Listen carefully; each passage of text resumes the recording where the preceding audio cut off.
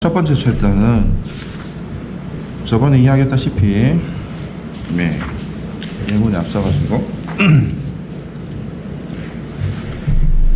우리 기본적으로 한 문장 한 문장 구조 파악을 지금 하려고 하고 있는데, 그 중에서 가장 중요하게 내가 생각하는 것은 바로 동사 찾는 겁니다.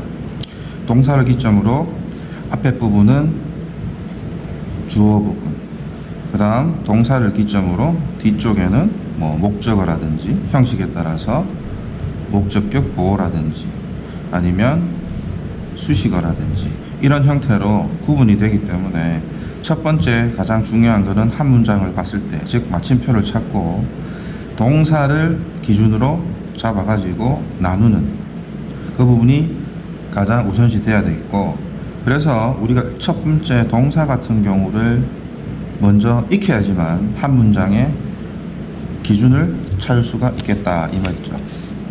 그래서 우리가 첫 번째 동사라는 거는 다 아시겠지만 뭐 움직임이라든지 상태를 나타내는 건데, 이 동사에는 첫 번째 수를 표현할 수 있고 단수, 복수, 그 다음에 시제를 표현할 수 있고 현재, 과거, 미래, 기타 등등, 그 다음에 뒤쪽에 나오는 태, 중학교 2학년 때부터 머리 아프게 했던 뭐 능동태라든지 수동태라든지 이 세 가지를 반드시 동사에다가 표현을 해줘야 된다.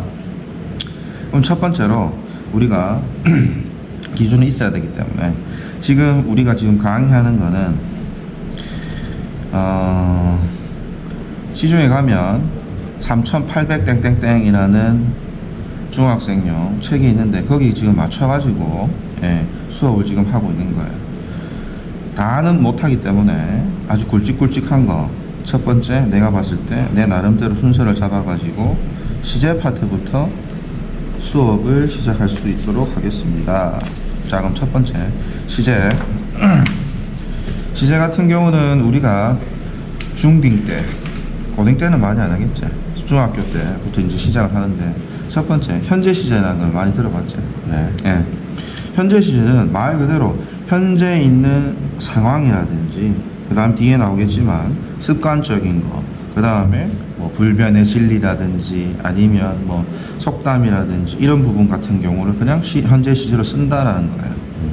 그러면 첫 번째 한 개씩 해보면 한 문장 있죠? 아주 짧습니다. 동사는 내 별명이 동사죠. 동사 찾고 동사입니다. 앞에 부분 주어죠. 그녀는 간호사다. 따라서 이 is는 인칭 대명사 같은 경우는 저번 시간에 이야기했다시피 기본적으로 외워야 되겠죠. 따라서 얘가 동사입니다. 현재 시제죠. 따라서 그녀는 간호사다. 지금 간호사라는 직업을 가지고 있고 일을 한다는 개념이고. 두 번째 문장. 혹시 동사는 works이죠. 따라서 앞에 부분 주어가 되는 거고 뒤에 부분은 조금 이따 설명할 거고. 자, 따라서 s는 왜 갖다 붙이는지 다 할 겁니다. 주어가 3인칭 단수 현재 시제를 나타낼 때 s를 갖다 붙이죠. 따라서 엄마는 일한다 어디에서? 은행에서. 자, 이 부분 같은 경우가 첫 번째 내가 초짜일 때 가장 많이 헷갈렸던 부분인데, 이런 거를 뭐라고 하는가 하면 우리는 뭐라고 한다? 전치사고? 전명구입니다. 전명구. 전명구에 대해서 간단하게만 설명하고 지나갈게요. 우리 기본적으로 전명구 같은 경우는 전치사는 다 할 겁니다. 전치사 다음에는 반드시 명사 성격이 와야 되거든. 그래서 우리는 줄여가지고 전명구, 구나 절 같은 경우도 뒤에서 이야기할 건데 일단 따라오면 돼요. 자, 이 전명구 같은 경우 예를 들어서 지금 같은 경우는 at the bank죠. 이 전명구 같은 경우는 100% 뭐다? 수식어다. 그래서 난 앞으로 문장 구조를 할 때 이 전명구는 묶을 거다 이 말이에요. 왜? 수식어니까. 필요는 하지만 꼭 필요는 없는 거예요. 부연적인 어떤 수식어. 설명. 맞죠? 그러면 얘가 하는 역할은 첫 번째 형용사처럼 사용이 됩니다. 형용사처럼. 두 번째는 부사처럼. 형용사라는 거는 기본적으로 명사를 어떻게 해주고? 꾸며주다. 수식해 주는 거다. 각각 예물 조금 이따 들 거고, 부사라는 것도 역시 뭐를 보통 전명구 같은 경우는 시간이라든지 장소라든지 뭐 이유라든지 이런 것들을 설명해 주는 거예요. 설명해 주는. 그래서 나는 문장에서 동사를 찾고 앞에 부분 주어 부분이고 뒤에 뭐 목적어가 나오든 뭐가 나오든 간에 이러한 전명구가 있으면 이렇게 묶어버리고 나중에 생각을 한다. 오케이? 네. 네. 자, 다시 줄이면 전명구라고 앞으로 이야기하겠습니다. 전명구는 묶어라. 왜? 100% 수식어니까. 네. 형용사나 부사처럼 사용될 수가 있으니까. 쭉 내리고, 자, 따라서 이 문장 같은 경우에 엄마는 일한다. 전명구죠. 어디에서? 은행. 은행에서. 장소를 나타내는 부사구가 되는 거야. 됐죠? 이게 질문? 부사구인가요? 예, 부사구입니다. 장소를 나타내는 거니까. 네. 네, 됐죠? 자, 그러면 자, 지금은 요런 거 같은 경우는 사족일 수도 있지만 지금 기준은 동사에다 둬야 됩니다. 지금 뭐 한다? 현재 시제. 네. 현재 비동사, 현재 일반 동사 네. 같은 경우에 현재 엄마가 은행에서 일하고 있고 그녀는 어떻다? 간호사다라는 거. 현재 시제, 현재 상황을 지금 설명해 주는 거다. 그 다음 문장 여기도 나오네. 자, 동사는 it이죠. 자, 그 다음에 앞에 거 주어. 나는 먹는다. 뭐를? 점심을. 점심을. 자, 우리가 또 여기서 간단하게 또 설명을 해야 될 게 계속해서 반복입니다. 제 수업은. 예, 이해일 수도 있지만 세뇌죠, 세뇌. 자, it이라는 동사 같은 경우는 자, it을 한번 써보면 일단은 기본적으로 우리가 동사 같은 경우가 체크를 하면 얘가 무슨 동사인지 타동사인지 자동사인지를 먼저 구분을 해야 돼요. 타동사라는 거 자동사는 사전에 나와 있고 거의 대부분 동사는 두 개 다 활용이 된다. 그런데 타동사로 더 많이 활용이 된다. 그리고 자동사는 따로 정리를 어떻게 해둔다 이 말이에요. 그러면 구분을 어떻게 하느냐? 보통 뒤에 목적어 형태가 나오는 거. 네. 을에게 해당되는. 자동사는 목적어가 있으면 안 되는 동사예요. 이 목적어 부분에는 명사 성격만 들어갑니다. 명사나 명사구라든지 명사절. 지금 구라든지 절이라든지 이런 용어 같은 경우는 내가 계속 반복을 할 거고 뒷부분에서 설명을 할 거예요. 오케이? 네. 예. 따라서 여기 같은 경우는 이 먹는다 무엇을 우리가 기본적으로 목적어라는 것 같은 경우는 네. 일본 놈이 만드는 거죠. 대상입니다. 대상. 예? 대상어라고 보면 돼요. 큰 상어가 아니고 주어가 동사하는 대상. 예를 들어서 임팩트 있게 쫄라 센 거 I kill you 하면 나 너 죽인다. 내가 죽이는데 누구를 죽여? 너를 내가 죽이는 대상이죠. 대상. 이게 목적어다. 주어가 동사하는 대상이 바로 목적어다라고 봐주시면 돼요. 오케이? 네. 자, 반드시 동사를 외울 때는 자타 동사 외우고요. 그 다음에 3단 변화까지. 자, 그러면 이 문장에서 나는 먹는다. 내가 먹는 대상 뭐를 먹는다? 점심을. 따라서 it은 타동사가 되는 거고 얘는 목적어가 되는 거예요. 그 다음에 자, 나는 먹는다. 점심을. 끝났죠? 난 지금 먹는단 말이에요. 네. 예? 기본적으로 여기까지 보면 그 다음에 우리가 했던 거 있지? 여기서 끊습니다. 왜? 전명구. 네. 뭘 나타내지? 시간. 맞죠? 부사구죠. 그 다음 everyday 같은 경우도 얘도 부사구예요. 왜? 시간을 나타내는 거니까. 따라서 1시에 매일 얘 같은 경우는 뭐다? 습관적인 거구나. 어제도 1시, 오늘도 1시, 내일도 어떻게? 1시 정도. 오케이? 따라서 규칙적인 것 같은 경우 습관적인 것 같은 경우를 우리는 현재 시제로 나타낸다. 됐죠? 네. 네, 그 다음. 자, 그 다음 문장 같은 경우도 조금 필요로 한데, 끊어서 가면 되는 거니까. 네. 자, 이 문장 같은 경우는 중요한 부분이 바로 이 부분이죠. 어느 부분이냐, 문장을 볼 때, before라는 거예요. 자, 마침표가 지금 한 개인데, 왜 내가 before에서 끊었느냐 하면, 이런 걸 뭐라고 한다? 접속사라고 이야기합니다. 말 그대로 접속사 같은 경우 연결어예요. 연결어. 네. 보통 보면은 우리가 연결어 같은 경우도 뭐 설명을 하면 한 30분, 40분 걸리겠지만 이 문장에서만 설명할게요. 자, 그러면 나는 기본적으로 이런 접속사가 있을 때는 접속사를 끊습니다. 그리고 가장 많이 나오는 부분은 이 접속사 다음에는 주어 동사 형태가 나오죠. 말 그대로 주어 동사 접속사 연결시켜 줬다는 거기 때문에 연결이니까 앞에도 똑같은 놈이 하나 있어야 된다. 여기까지가 한 문장이에요. 그래서 접속사가 있으면 하나 끊고 이 뒤에 부분이 한 덩어리고 네. 그 다음에 앞에 있는 부분이 한 덩어리고 손가락 생각하시면 됩니다. 손가락 생각하면 손가락이 두 개다. 접속사 하나. 네. 문장이 두 개. 하나 둘. 그러면 문장이 세 개다. 하나 둘 셋. 접속사 몇 개? 두 개. 문장이 몇 개? 손 이거 꽂아가 이거. 네 개. 문장이 네 개다. 접속사 하나 둘 셋 네 개. 네. 문장 다섯 개. 그럼 접속사 몇 개? 하나 둘 셋 넷. 맞죠? 네 개. 네 개가 되는 거죠. 따라서 이거 같은 경우는 문장 관계가 두 개이기 때문에 접속사가 하나다. 따라서 우리는 시간이 걸리겠지만 보고 가야 됩니다. 접속사 뒤쪽 네. 내 설명을 들으려면 나하고 용어를 맞춰야 될 거 아니야, 맞지? 네. 접속사 뒤쪽 주어 동사를 우리는 종속절이라고 합니다. 종놈, 시간이라든지 이유라든지 조건이라든지 뭐 기타 등등을 설명해주는 부사절 종속절이고 실질적인 주인은 앞에 거예요. 접속사를 뺀 나머지 문자 이 부분을 주절이라고 한다라는 거. 됐죠? 네. 일단은 요거만 일단 하나 언급을 하고 다음에 또 계속 설명을 할 겁니다.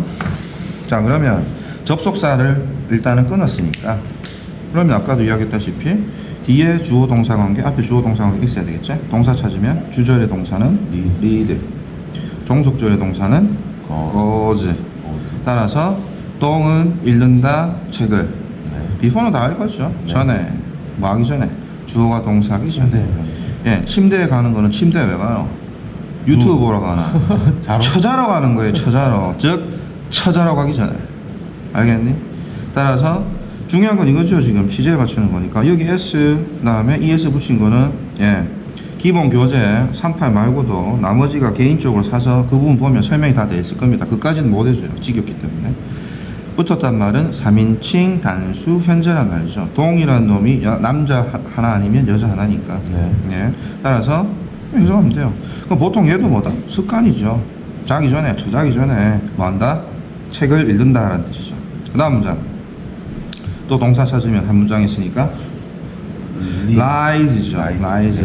이게 문제가 되는 거는 나도 어떻게 뭐 배우는 입장이고 계속해서 모노민이 아니니까 모르는 단어는 찾아야 됩니다. 발음 기호 같은 경우에. 근데 사실 뜻은 알아요. 떠오르던데. 떠오른다 뜻은 아는데 왜 읽을 줄 모르냐? 발음 기호를 모르기 때문에 발음 기호를 모르면 말할 때 병신, 듣는 것도 병신이 되는 거예요. 그래서 얘 같은 경우는 한 단어 같은 경우를 발음 기호 그 다음 연습장에다가 최소한 한 500번 정도를 쓰면서 그리고 동사 같은 경우는 3단 변화, 원형, 과거, 과거 분사, 불규칙 같은 경우는 이거를 다 쓰임이 있기 때문에 외우라는 거예요. 학교 선생들이 외우라는 게. 네. 따라서 얘 같은 경우 rises, rises. 동사. 여기도 역시 s를 갖다 붙였단 말은 주어가 3인칭 한수 현재. 따라서 태양은 떠오른다. 요거 우리 금방 배웠던 거지. 뭐지? 전명구. 어디에서? 맞아요. 동쪽에서 네. 떠오른다. 얘 같은 경우는 뭐예요? 이거는 위치? 위치보다도 해석은 태양은 떠오른다 어디? 동쪽에서. 동쪽에서. 불변의 진리죠. 네. 맞습니까? 얘 같은 경우도 현재 시제 쓰는구나.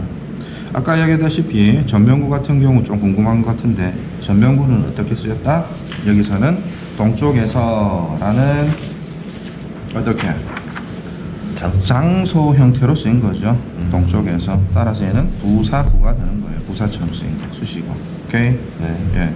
따라서 얘 같은 경우 불변의 진리도 현재 시에 쓰는구나. 그 다음 문장 같은 경우도 볼까요? 어디 있어요? 그 다음 문장 동사는 moves. moves. 역시 3인칭 단수 현재. 네. 주어. 지구는 움직인다. 어디 주위를? 태양 주위를. 얘도 전명구가 되는 거네. 네. 얘도 역시 장소죠. 자, 태양 주위를 지구가 돈다 이 말이죠. 네. 돌잖아. 돌죠. 맞죠? 네. 돌잖아. 그 다음 거 동사는 makes. 얘는 속담이죠. 뭐고? practice, 연습은 만든다. 완벽함을. 이건 속담 격언이니까 속담 격언도 어떻다? 현재 시제로 써주는구나. 됐습니까? 네. 그 다음 두 번째. 자, 어렵게 왕래 발착이라고 이야기해놨는데 얘 같은 경우 그냥 책에서 한번 뺏겨봤어요. 솔직히 이건 구닥다리 같은 문법인데 그냥 봐주면 돼요. 이 왕래 발착 같은 경우는 한자어를 내가 솔직히 한자어는 다 까먹었습니다. 예, 중국 놈이 아니기 때문에 갈, 왕, 올, 래, 출발, 도착 동사예요. 네. 따라서 가고, 오고, 시작하고, 도착하고, 출발하고 왕래 발착 동사입니다.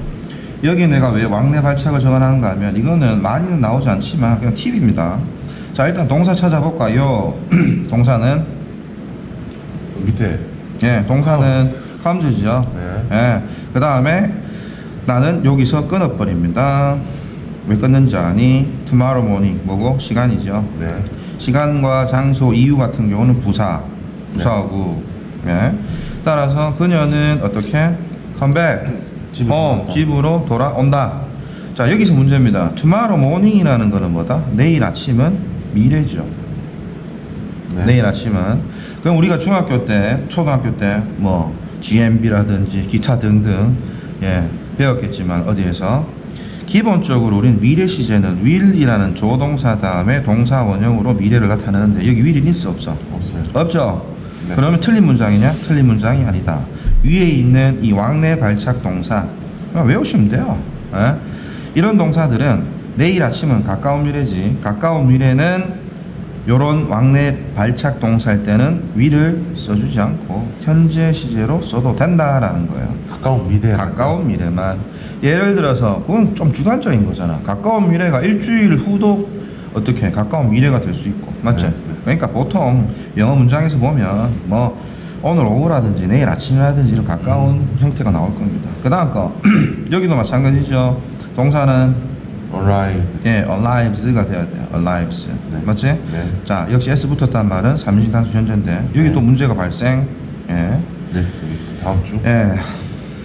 이거 잘못된 문장 같네요. 전치사가 빠졌습니다. 오타입니다. alive in 부산 정도 전치사가 빠졌네. 자, 그러면 얘 같은 경우에 내 남동생은 도착한다 부산에. 여기도 뭐야? next week 다음 주. 얘도 미래죠. 네. 그럼 또 will을 사용해야 되는데 will을 안 썼지. 왜? 다음 주를 이 문장에서는 가까운 미래로 본 거예요. 네. 그래서 현재 시제로 썼다. 왜? 왕래 발착 동사기 때문에. 근데 위에 문장도 tomorrow in the morning 아니에요? tomorrow morning. 그냥 tomorrow. 자, in the morning 같은 경우는 구문으로 그냥 아침에란 뜻이에요. 아. 그냥 얘 같은 경우 tomorrow morning은 그냥 봐주면 돼요. 그 다음 자, 여기 같은 경우는 얘는 그냥 참고만 하면 됩니다. 참고 알면은 좋겠지만 그 다음 문제가 발생했는데 인마입니다. 인마. 이 새끼 같은 경우는 중학교 2학년 때부터 토익까지 어법 문제 많이 나오는 거예요. 쫄라 많이 나오는 거기 때문에 좀 기억을 좀 해주셔야 됩니다. 시간이 벌써 18분인데 자, 시간과 조건을 나타내주는 부사절 어렵습니다. 솔직히 어려운데 계속 반복은 할 거니까 그냥 쭉 따라와 주면 된다. 그럼 이건 다음 시간에. 네. 다음 시간에 할까요? 얘 같은 경우 조금 중요하니까. 네. 좀 시간이 길게 잡으니까. 오케이, 요까지.